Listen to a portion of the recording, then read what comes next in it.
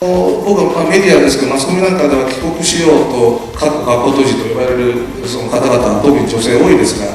やはり小さい時に行かれた方っていうのは、やっぱり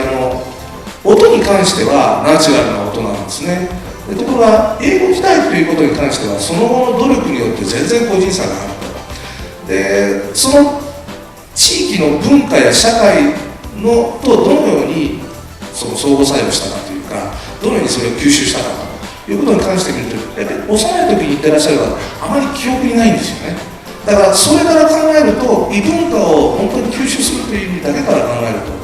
これやっぱり17、8というのは非常に戦略的に最も大事な時かなという感じが個人的にしますね。